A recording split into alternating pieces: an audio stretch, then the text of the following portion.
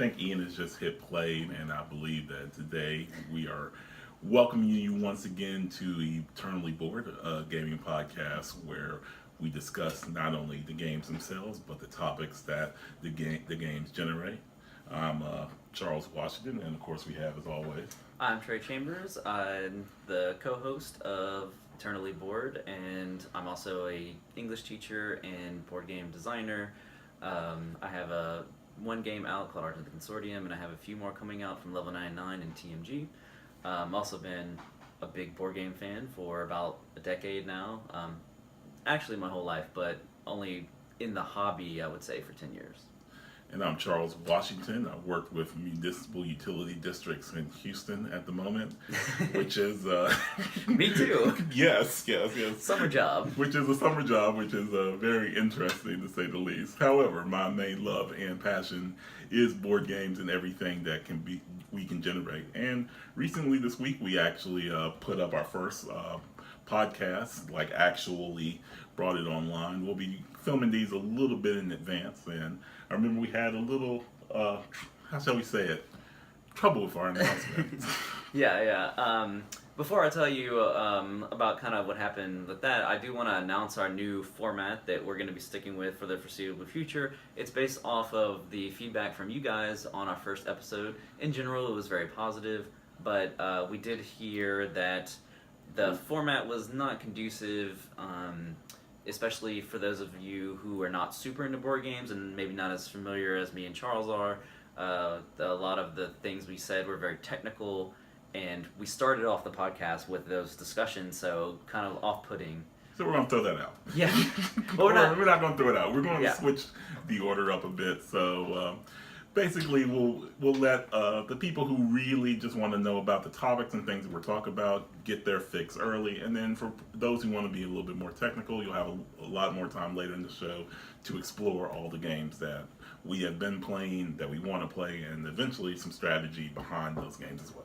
Exactly. And so basically we're going to be starting each episode with our discussion of whatever social issue in the gaming community we wanted to discuss in that episode, and then we're going to give a top 3 games that ties directly into that topic, so you can see like the an example of the topic's connection with gaming. But having said all that, much like our president, we are not going to do that for this episode. Well, I'm gonna do it. You're gonna do it? Oh yeah. Okay. Top Well, three. go ahead, take it here. But then, so after the top 3, then we're gonna go into our discussion of what we've been playing, what new games we've been playing, and if we haven't been playing a lot of new games lately, then we'll actually just take an in-depth look at a game, usually a new and current game, but we might go through some old classics. I know we're both fans of Agricola and Caverna and games like that. Maybe we'll take a look at those, but the first in-depth discussion will be over Terraforming Mars, and that will be at the end of next episode. So before we get to today's topic, though, since, as Charles mentioned, we had a little Kerfluffle. Yeah, kerfuffle during our unveiling. In general, the feedback has been very, very positive. Everybody seems to be very supportive of what we're doing. The people who have listened to it gave us good feedback. In general, they liked what we were doing. They had some suggestions that we'll be trying to work in. But there was a specific instance that I wanted to address, and I'm going to kind of read from the script for a minute just because it's a delicate topic and I don't want to say something I'll regret later, because that's how I got in trouble this time. Yes, that's already been accomplished. However, go ahead. All right, so basically I want to just set some expectations for this podcast. It's something we should have done from the beginning, but better late than never. We are going to be dealing with complex and delicate issues on this podcast, and issues that people have very varied opinions about, and also strong feelings about, because they are important topics and weighty topics, and delicate topics. Yeah. So, opinions are going to be strong, they're going to be highly varied.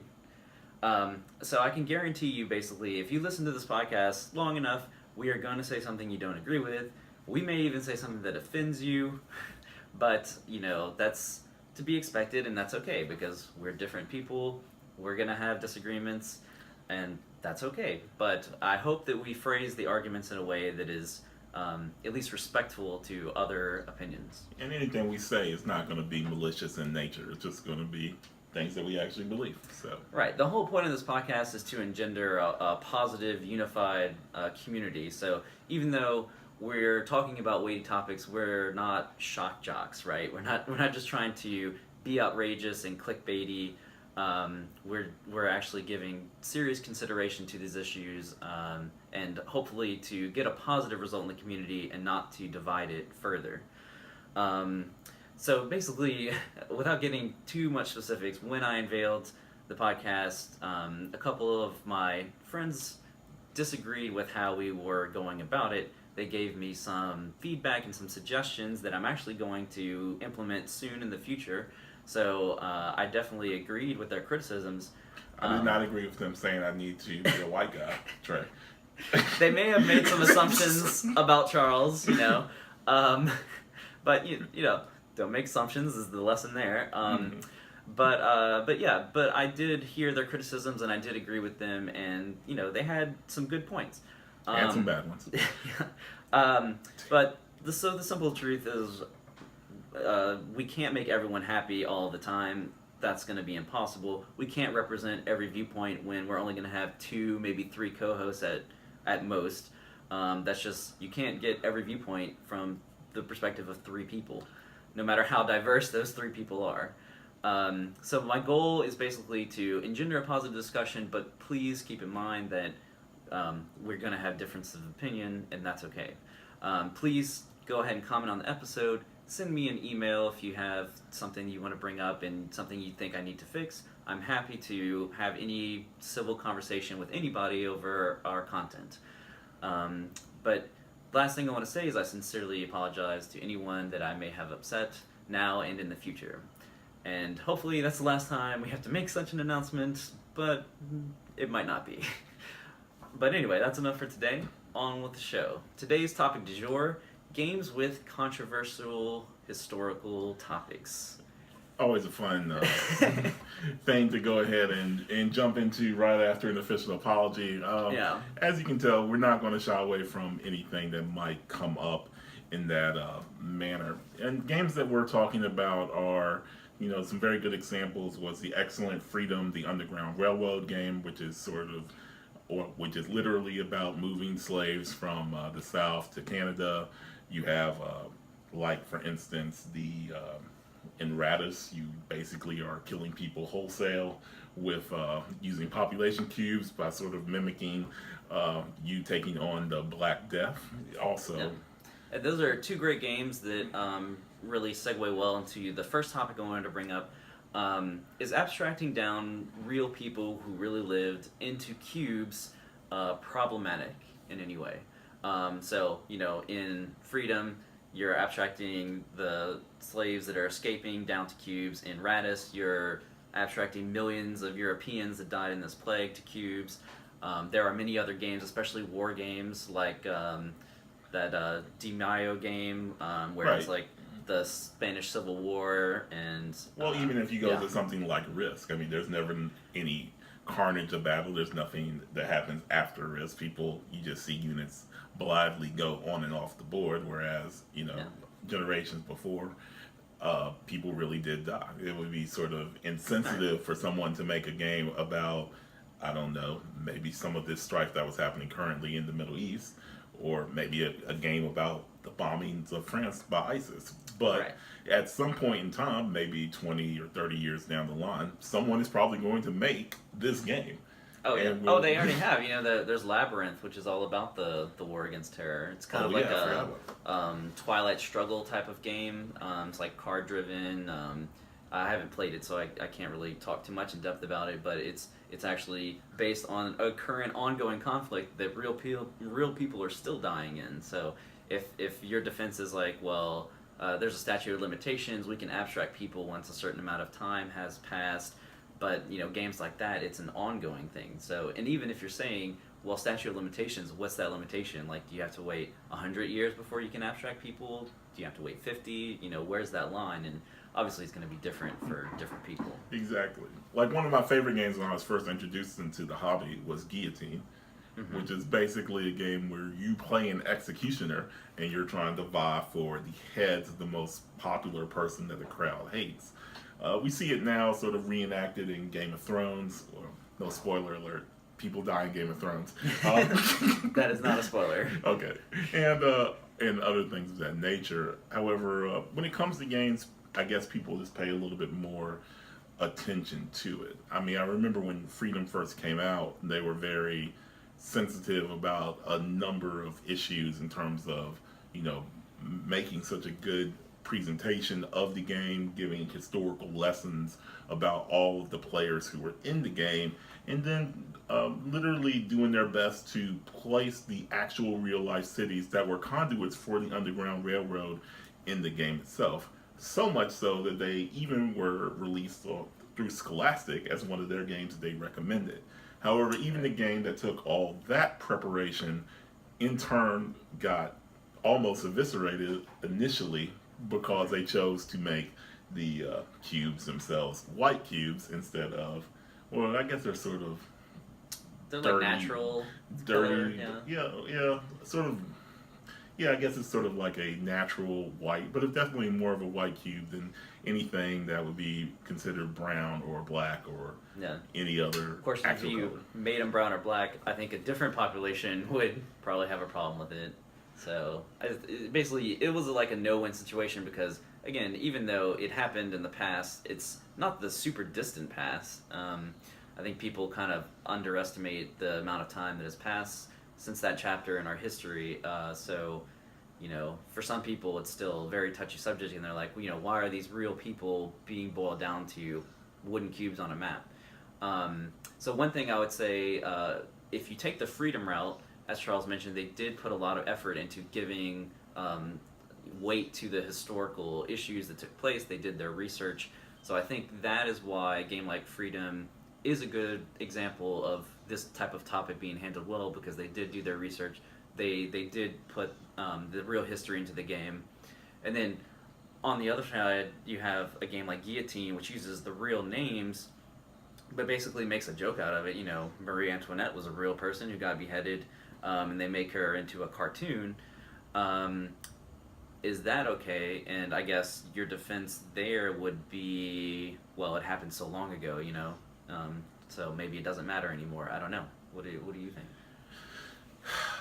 You know, it's funny because a lot of times people think any game that is able to incorporate a little bit of history into sort of its play procedures is going to be a better type of game. I mean, I think, you know, when I was playing Guillotine, it is something I never noticed. But, you know, like many things that are offensive, you don't notice them because you've never been in their shoes. I don't know if anyone who had people who they lost in the French Revolution, but, you know, a lot of people might have had relatives super distantly that did. But I guess at this point, I don't feel as if anything was malicious. You know, it's sort of like if it's very, very old and no one can remember it, and most importantly, it doesn't actually have a cultural impact on today's proceedings and events.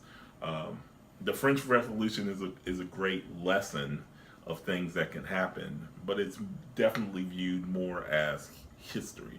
Whereas when you deal with, you know, slavery and issues of black people in America, you're definitely looking at something that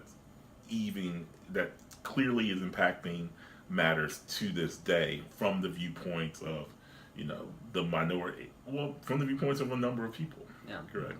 And it's very similar to, you know, you see there have been a few games about World War II. Many of those actually just gloss over the entire, or, you know, purposely omit everything to do with the persecutions of Jews in the Holocaust. Mm-hmm. It's something that happened, but you still see the German military machine. As far as I know, there are no actual games that deal with the Holocaust, you know, the internal politics of what Germany was doing to people inside of those issues. But That's a good point. I mean, Um, I think because Germany's such a big market for board games, they really have to tiptoe around that issue. Because, like in Germany, you can't have like a Nazi flag in a game about World War II. And in fact, I believe even war games in general were banned from Germany for a long time. They might be allowed now, but that was kind of the impetus for the Euro hobby to spring up. Is like people wanted to play strategy games, but they couldn't really play war games. But even now, if they released a World War II game in Germany, I know they couldn't have like swastikas in the game. Whereas in America, I mean, even a lot of our own games that are released here just use the Iron Cross to represent the German armies, and you could that could be a whole different discussion about like, is that good to kind of like omit the specter of Nazism and kind of make the conflict more abstract, or do we need to face that reality of all the horrible things that went along with that war? Yeah, but I guess, talking to you about this, my general opinion comes down to what I believe is that if you are going to approach the subject, I think the only way you can really do it is the way that Academy Games chose with Freedom. I think you do have to basically, you still have to make a good game, but you have to sort of detail around the history. You have to do your best attempt to educate people within, usually not really the game itself, but the rule book and your themes of your game. You try your best to bring that in there. Cuba Libre is a very good example because it deals with the Cuban Revolution now, and basically the takeover of Castro and his party in Cuba. And they go through historically, and you can see all the elements. But there are Cubans who are, still just waiting for his family to die to this day. But it's still good to know the history. And if you read like the rule books, you read the cards, they're very detailed of what happened, when it happened. They utilize some of the actual news photographs, and you really do learn a lot about the subject from the game. And these are subjects that are normally not really brought up. I agree. I think that is the best way to handle it, as opposed to kind of making a farce out of it, as Guillotine does. I have French ancestry, and actually my family, or my mom's side of the family, came here because of the French Revolution to escape the guillotine. So I do have a personal connection there. So the way Americans feel about guillotine could be different from the way people in France do. I am not personally offended by the game. I've played it. To me, it's whatever. I take it as it is. It's a game. But that's not to say people can't feel differently about it. I mean, if someone like me who had a family history and was offended by the game, I would be empathetic towards that, and I think we should. But I think if you are going to make a game about historical something that happened in the past that's a touchy subject that involved real people dying, I definitely think the way to go about it is, as Charles said, like to research, treat it seriously, because there was real suffering involved. I think it's sort of as when it comes to that, we sort of, while we were talking about this same subject before in the police show planning, one of the things that really did come up just from the nuts and bolts of the game is, when we have games that are dealing with things that are controversial, it's like, do you ever notice that we utilize like the non-white populations as mechanics? And sort of like, instead of usually the player are going to be controlling like the white people who came over, or European, or whatever the case, whoever wrote the history, who came over, and then you'll utilize the population that has been subjugated or had something happen to them as more of the mechanics in the game. Right. Yeah. I find that's a very common thing in our hobby. Is we make games about people from one side of history and woefully underrepresent the other side. Usually, non-white populations are used as mechanics. They're people that you maybe make trade deals with, or maybe you just straight up exploit them for their goods or whatever. Sometimes you even fight them. There's just like all these different examples, especially Wild West games with Native American populations. But you also have European trading games. You have European exploration games. basically there's just not very many games where non-white civilizations are really delved into. There's like Sulkin and probably 100 other examples I'm not thinking of, but there's thousands and thousands of examples on the other side. So, I guess the question is, do we think that frequency is problematic? And I don't know. What do you think?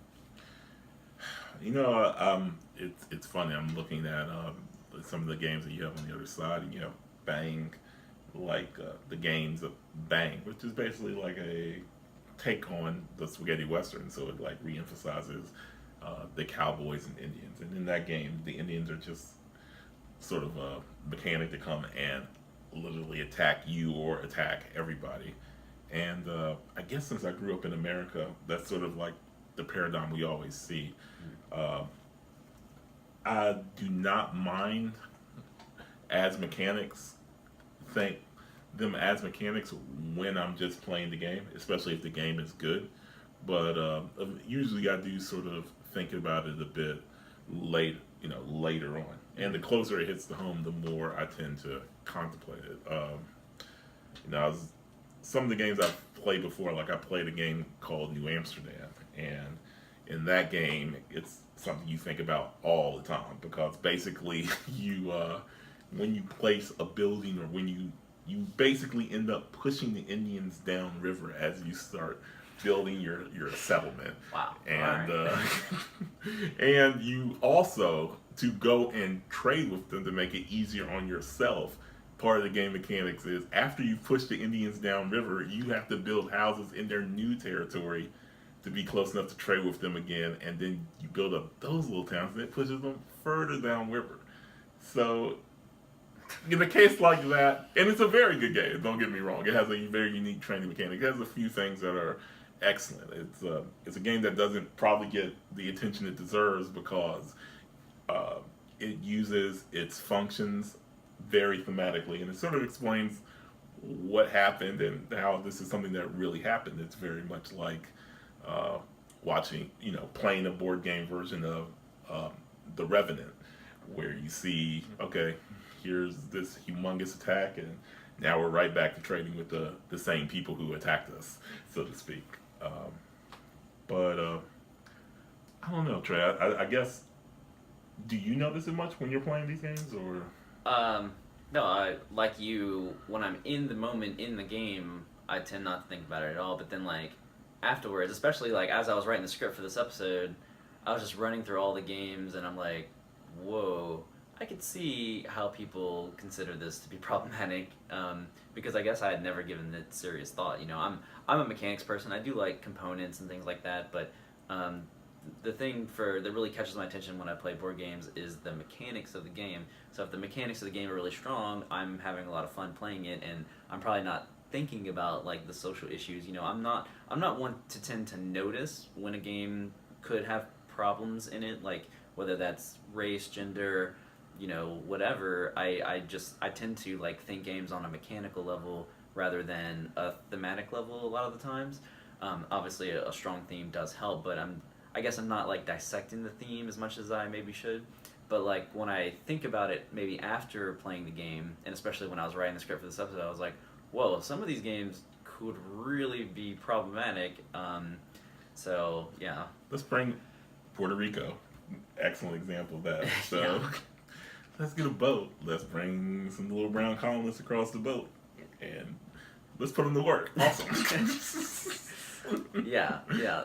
I mean, that game tried to get around it just by changing the word to colonists, but I mean, anyone can understand, these are literal plantations on a place where slavery existed, so there's not many connections you have to make to understand what the game is actually representing. And yet, I played Puerto Rico probably 20 times before someone pointed it out to me, and I was like, oh, that's what's going on. And then I immediately was like, should I feel guilty for playing Puerto Rico now? I'm just like, it's definitely a conundrum. Yeah, and that doesn't even, Puerto Rico's not even a game that sort of even takes sex into consideration. You have other games like, Letters from Whitechapel. And, in that game, you're basically every night murdering a woman on the street and getting away with it if you're playing the role of Jack the Ripper and stuff. So, and I don't think anybody would have a problem with that game if it was 100% abstract, but they don't name the women, which is actually kind of problematic, but they did name Jack the Ripper, so it is connected to real people who died. So yeah, it's there's a lot. We probably have to have a follow-up episode, maybe not next week because we already have next week planned, but I think in a few months I'd like to revisit this topic, maybe bring in a guest host that could add some further perspective, because I think there's a lot to talk about here. I completely agree with you. You know, the more I go into this, because I think we talked a few other games, but you know, I definitely think we can table this, especially when it comes to gender. Believe it or not, we are planning in the future to break up our male monotony here and move onward and just have a more diverse cast as you know, some of our guest hosts and people to commentate on things that have going on. Yeah, more perspectives is always good, and we actually have a long list of hosts, including a rabbi who wants to come on and talk about religion. So we are looking forward to all kinds of interesting discussions in the future. But we've already gone too long, so we're going to table this topic and definitely return to it in the future, as there's apparently way more to discuss than we can cover in a 30-minute episode. So let's talk about top 3 games that handle this topic well. You said you didn't make a list this time? I did not make a list this time. So I'll just go through mine, and you can add commentary. But so my number 3 was Endeavor. Endeavor is basically just a complete Euro game. It's very abstract, but it has slavery, and you can actually take advantage of slavery in Endeavor and use it to help you. But what I like about that game is that it punishes you if you do so. Probably like 99% of the time, slavery will get outlawed, and if you took advantage of slavery early in the game, then you'll be punished for it later. You know, and it's all very, very abstract.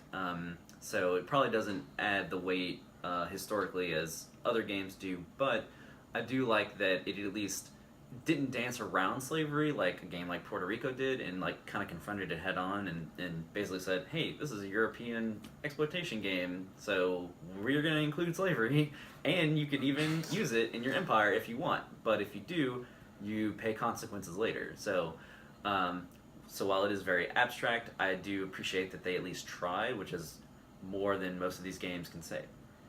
My next one was Freedom, a game I didn't really care for mechanically because, well, I don't really like most co-ops, and it was a little too mathy for me, but I really did appreciate that a game was made having this theme. Obviously, it's a theme that I don't think gets enough, spotlight. And I love Freedom, actually, mainly because, you know, in addition to, I guess I sort of enjoyed some of the mathiness of it for the people who really needed a chance to win. I was able to play with a lot of people who were just casual players, and they enjoyed all of the history that surrounded it, and, you know, just wanted to play it because, well, Academy Games has a good reputation of doing games of this nature. Mm-hmm. So I really think that it is a kind of premier example of how to handle a controversial historical topic, even though I didn't personally care for the mechanics. And then my favorite game dealing with this issue is a game that's just about to come out called Spirit Island, but I've been playing it for several years now. It's designed by my friend Eric Royce, and he basically created the ultimate co-op game in my mind because it's a super heavy game, and it has Euro mechanics, but it's not like passive mechanics. Like, they're very aggressive. It's not a war game, but you do have a lot of powers that basically help you kill people. Yeah, I don't know. I was dancing around it, but yeah, you definitely kill people. Not a war game, though. Definitely not a war game. Yeah, but it's a co-op, so you are a spirit on an island, basically trying to help the island repel invaders. And, you know, he could have made them abstract, but he didn't. The invaders that you repel are actually different European empires that are invading these islands to exploit them. So you're one of these spirits, and you can actually have the natives help you defend the island from the invaders. So what I really love about that game, well, the two things. First of all, the mechanics are amazing. It's one of the best co-op games I've ever played. But also, I think it handled it in a great way, the historical manner, in that it didn't dance around it. It said, like, hey, these are Europeans that you're fighting off. And also the fact that a lot of these games just don't exist, where you're on the other end, you're the place trying to be exploited, and you're fighting off the Europeans. There's just not a lot of games like that. So I appreciate that this is one of the few games on the market that tackles that kind of head on. So I feel the future of that last comment is destined to be inside of a Kickstarter frame. But I digress.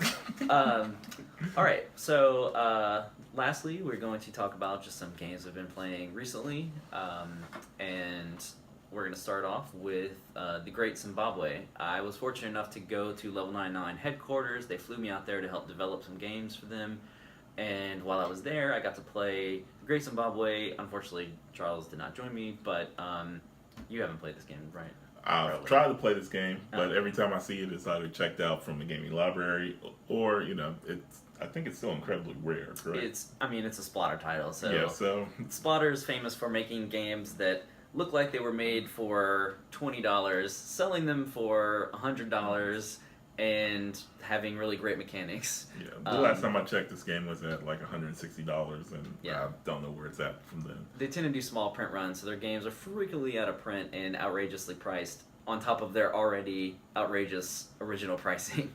But I do really like their games. I wish they would find a cheaper printer or would have better components for the price you pay. But I do very much enjoy their games, except for Food Chain Magnet, but we'll talk about that another time. But Great Zimbabwe, I think, is a great game. It's probably their lightest game by far. Although I haven't played Bus. Bus might be lighter, but it is super light. It's way simpler than Roads and Boats or Indonesia or Antiquity or Food Chain Magnet. Is it Magnate or Magnet? Magnate. It's Magnate. Okay, just making sure. And Ray Kroc is not your friend. Continue. And it's kind of like it resembles most Antiquity, because it's all about exploiting areas of a map for resources, and then kind of forming networks to make those resources even better, and getting luxury goods, and then you use those resources to worship gods and build temples to them, and that's how you win the game. But it's a very, very interesting game. So if you like heavy Euros, check it out. But it's on the lighter side of heavy, which is a change coming from Splotter, which is famous for super complex games. Yeah. As far as games that one of the games I played this week actually with you was Mystic Vale, with the second expansion already put in it, correct? Right. He had never played it before, but I've played it. What did you think? Well, I'd always wanted to play this game because I love to sleeve every card in my game and in all the games that I own, and this game already comes with sleeves. The thing I liked, and what had initially attracted it to me, was the fact that you got to craft your own cards as you went through and built through your deck, so you could have some very good superly or supremely powered cards that basically would change your entire strategy, and sort of the more they came up, the more they would help you crush people, which is what I did to you in the first game. I really enjoyed the leaders. I thought that like many of the games of asymmetric starting leaders, there was a chance for it to be a little bit overpowered. And in the game that we played, and I think we were going to play another subsequent one, but the first game that I remember, I was able to level my leader up immediately the first time, and within my first two draws, and that ultimately gave me a big boost. So other people might not quite have the same level of leader or as flexible a leader, and I guess that got sort of cost you a bit of the game. Yeah, I mean, I've only played it once, but I definitely don't feel like the leaders are balanced. But you do get dealt two, and you get some choice. But if you get dealt to not as great leaders, then you could be at a disadvantage. But again, this is just my first impression. I need to play the game some more, but Just some leaders seemed very, very powerful, and others were decent, but not as great. Um, but I really like the leader aspect of the game. I definitely think it added to it. I don't know if we mentioned, but basically it's a game where it's a deck builder, but you actually make your own cards. So not only are you customizing your deck, you actually get to build the cards and customize them. They use like a sleeving method where you add sleeves to the card, and the sleeves have or the cards are already sleeved, and you slip in things into the sleeve that you can see through the film, and basically so you're building your cards. It's a really interesting concept. And every card can have a total of 3 different effects or powers. Some of them already come with powers on them, and some of them are completely blank. So you can customize a card to whatever you like if you're fortunate enough for it to come out. Like a number of these deck builders that have just a single, group of card, you are prone to some top decking.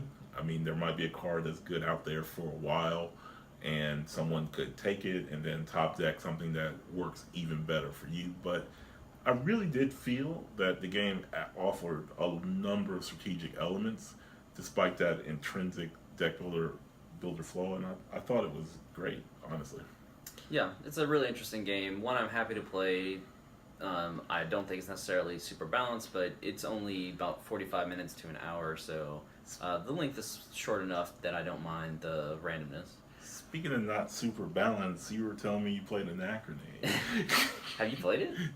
I've watched people play it many times. I've even audited the game, so... Yeah, I don't think that game's balanced either, but it's a very interesting game. It's by the designer of Chikarion, and basically it's a time travel game. That's the theme, but time traveling is like a fairly minor part in the game, and it's super abstract. You might as well just call it a loan system. You can basically just take resources and then pay them back later. That's the time travel in the game. So it's not a super well integrated theme. The game is very pretty though. The component quality is excellent, and there's a lot to think about. So I really did enjoy it. I think Dracarion's probably better because it has a more interesting theme that's a little more integrated, I feel, and it's just more interesting and has more replayability, I think, built in. Although we didn't play with I've played with most of the Dracarion expansions. We didn't play with all of the expansions to Anachrony because, like Dracarion, it ships with 1 million in the box already.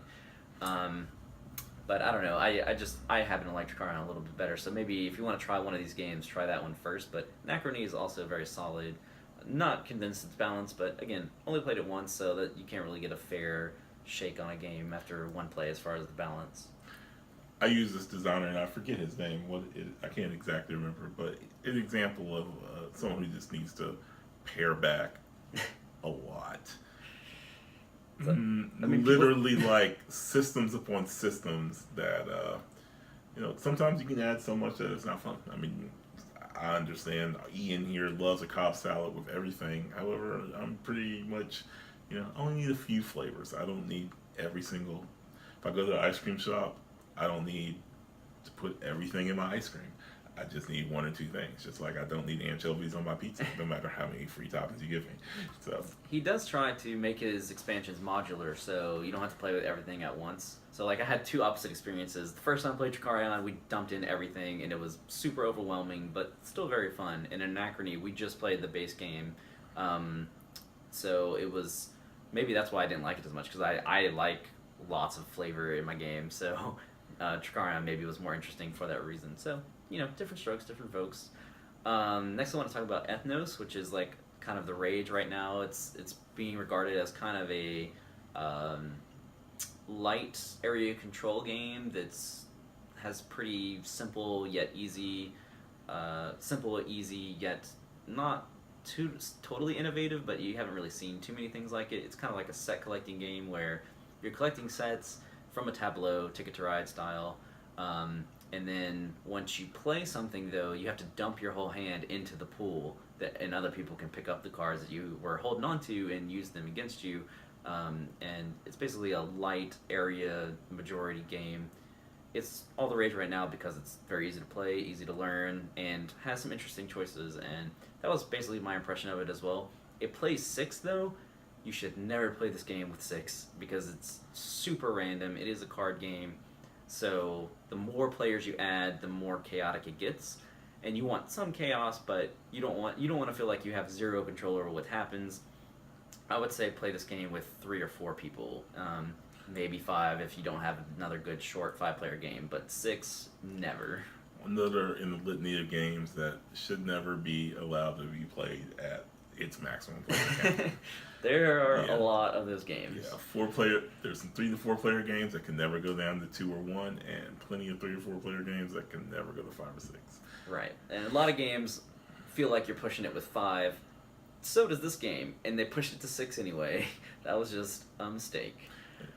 We also played Lanterns this week. It was a game that was a 4-player game, and it got an expansion, and it stayed a 4-player game. Something that I'm always a fan of. Just like 5 tribes now is 6 or 7 tribes. However, it's still just a 4-player game. Yeah. Lanterns, I thought it added the new expansion, the Emperor's Gifts. And basically, it's sort of a modular expansion or modular in-game scoring set. So every game you have 5 different choices of how you're going to play, and you pick 2 of them. And from that point on, you have different powers that are added in depending upon what modules you choose. So I guess we did a calculation last time through probability. This gives you 10 different setups, yeah. 10 different setups in which to play the game.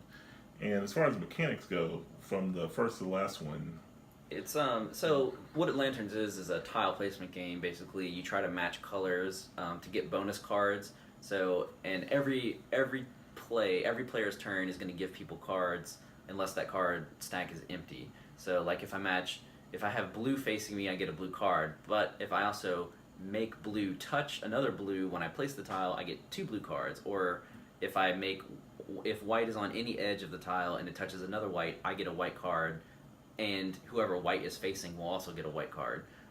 So that's basically what base game Lanterns was. It was an okay light game. It kind of occupies the same space as Ethnos as far as like the purpose is to be a light kind of strategy game that takes about 30 minutes to an hour. The problem with the expansion, and I think Charles had the same problem, is that while it does add a lot of replayability and more things to think about, because it's a tile placement game, like Carcassonne, where there's so many places you can place the tile, it already had a lot of AP.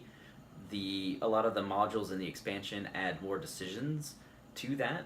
Like you can make a card a wild, and then your possibilities are expounded upon greatly. Or when we played, you were able to rotate a tile. Yeah, rotate any tile on the map. Any tile, and if I remember correctly, it was any direction you wanted. It was up to, it wasn't just a 90 degree, it was 90, 180, 270 degree rotation. That was possible. And to supplement paying for these actions, they also added a completely new income system as well. So, or a way of earning, what would they call them? Emperor's Gifts.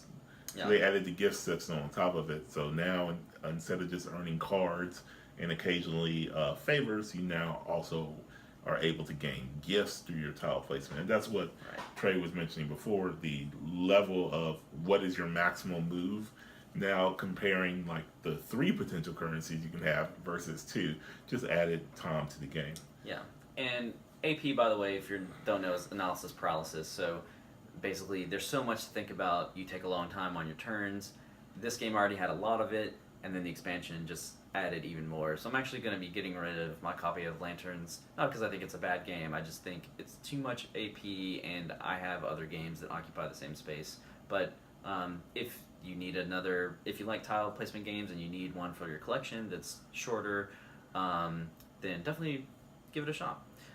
Next is First Class, which is basically Russian Railroads, the card game. This is just like a engine building game. It's very similar to Russian Railroads. They just took out the board, and I don't really like Russian Railroads because it's just straight engine building, and I don't like a game that you just score an insane amount of points and all you do is build an engine. It doesn't really have much flavor beyond that. First Class is kind of the same experience. The theme is kind of tacked on. It's just a numbers game. just straight engine optimization. That's it. And it's just, to me, it was not very exciting.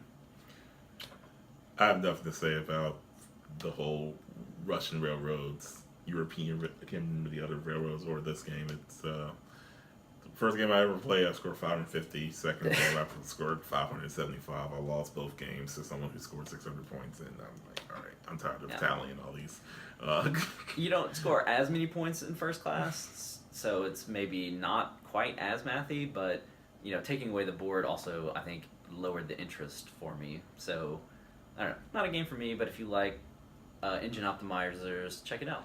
Next, we sort of played a game called Castles of Burgundy, the card game, and by sort of, I mean, we basically played a house-ruled game on accident because I got 3 major rules wrong. Three. We should really just table the discussion until this game, until we get a chance to actually play it by the correct rules. However, having played Castles of Burgundy and having played this game is another issue where, I really liked the board of the original Castles of Burgundy, and it left for many more expansion opportunities. I don't feel like the card game made it that much shorter. I actually feel with the cards it made the tableaus even larger. So now, so you have a game that is not as long or as good as the original is based on, and it just takes up even more space, except for when you store it because it's all cards. But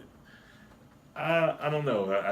I do want to play it again just to once again make sure we're playing by all the correct rules, because we sort of played it by what we thought were the castle's rules that would be applied, and they're sort of there and not. But in general, I would say just get a Castle of Burgundy. I think you can probably just get a copy of it for $10 more than the card game. So. Yeah, I agree with Charles 100%. It's not much shorter. It takes away an interesting mechanic, which is the board, the spatial placement of the tiles. So even though it has most of the mechanics faithfully adapted into a card game, it lost one of the things that makes Castle of Burgundy interesting. So yeah, I would give it a pass, but maybe if you want a slightly shorter version and you don't care about the spatial aspect at all, give it a shot.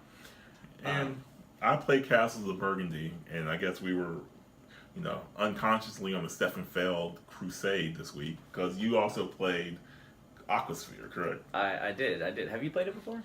I have not, actually. Oh, okay.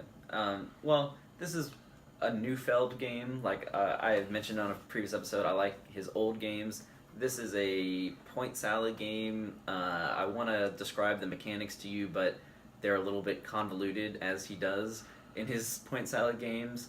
And what I mean by point salad, basically you get points for literally everything you do in that game. So there's no real sense of doing something that doesn't earn you points but builds your engine. Instead, it's like, do I want to take points from category A, or do I want to get points from category B or C? So no matter what you do, you're going to earn points, and then at the end of the game, someone just ekes out a victory over someone else because they made decisions that gave them 1.37 points as opposed to their opponent, which was averaging 1.25 points per move. And that's how all of his new games go. Not all of his new games, but most of his new games are, because I think Oracle of Delphi, his newest game, is a race game. So not a point salad game. So I need to try that, because I do like Stefan Feld games, just his older ones that had more engine building that wasn't directly tied to earning victory points. Yeah, I think with this game in particular, this Aquasphere, and the reason I have not played it was I reviewed the Kickstarter for it thoroughly. I had been on a sort of a Stefan Feld burnout, so to speak. I loved all his old games, such as Castle of Burgundy, Macau, and I just got to the point I felt that if I didn't stop playing his games when Aquasphere was available on Kickstarter, I would never play his games again. I had a similar thing that happened with Rainer Knizia, where I felt he had a period where he was putting out just subpar games, and I came back and I started liking some of his newer games and some of his older games. But I will play Aquasphere again, because I don't think it's actually a super... I think it has some potential. However, not every game that we play has potential. Some games just sort of fall on their faces. Yeah, so I guess next we'll talk about Ave Roma, which is a Kickstarter game. Kickstarter game, in the purest sense. And we're not Kickstarter haters, by the way. I Kickstarter a lot of games. Mhm. I like a lot of games that are Kickstarted. My own game was Kickstarted.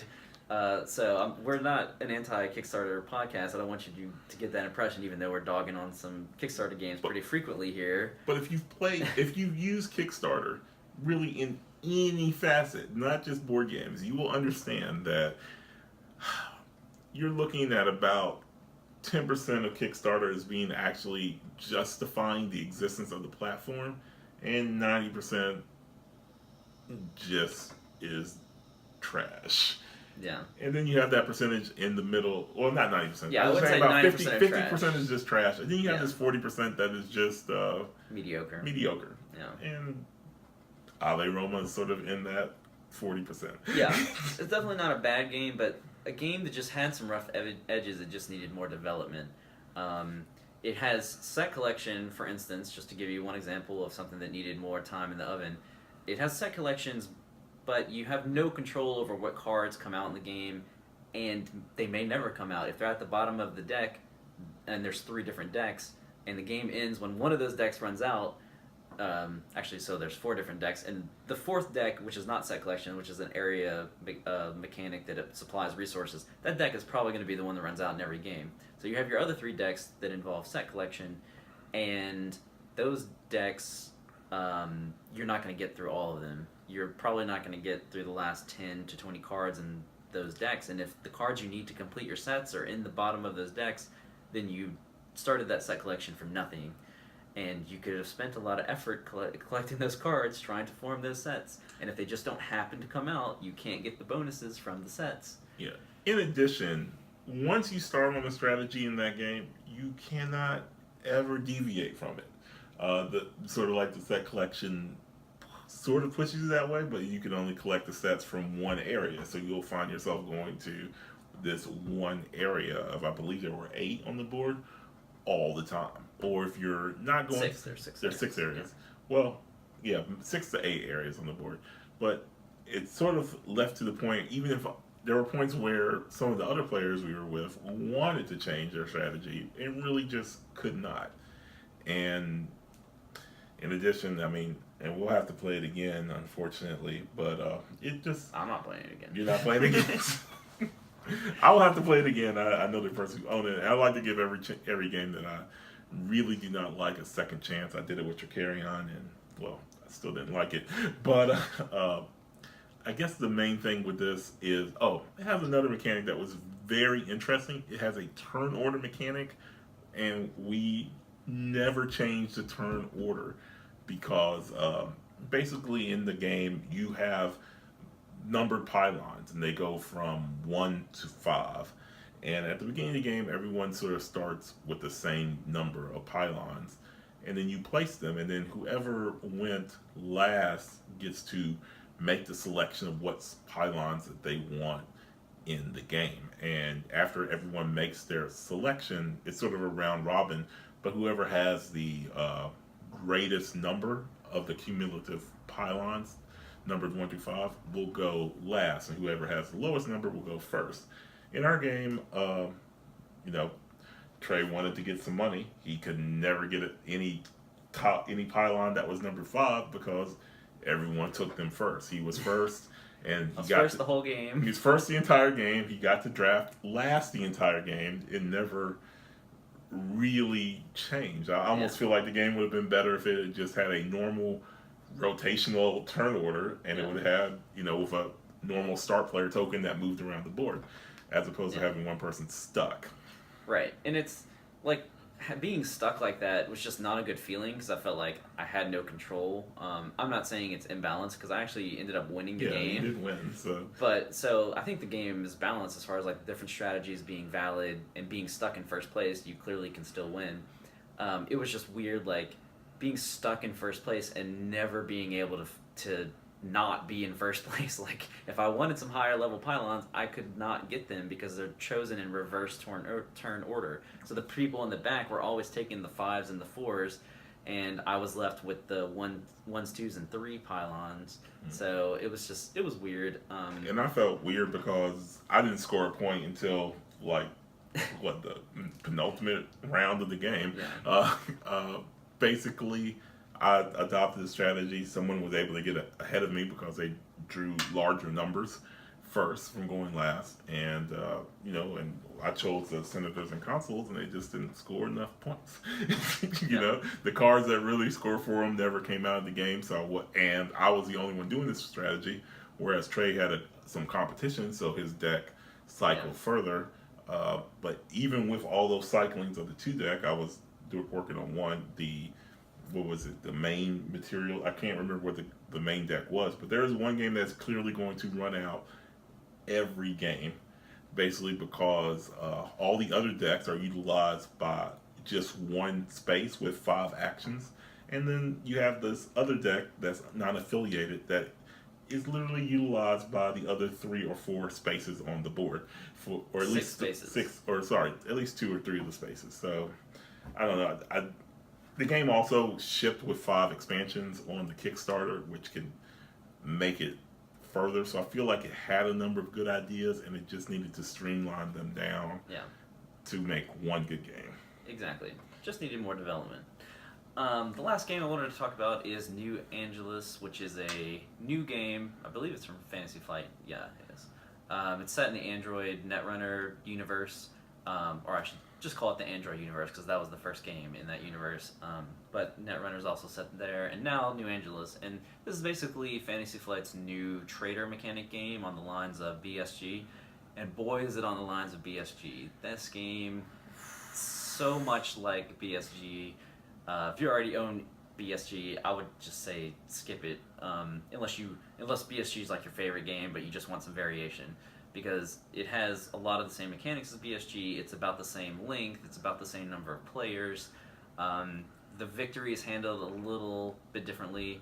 And so basically what the game is a trader mechanic game where someone's basically working against everyone else, and then the rest of y'all are more or less cooperating.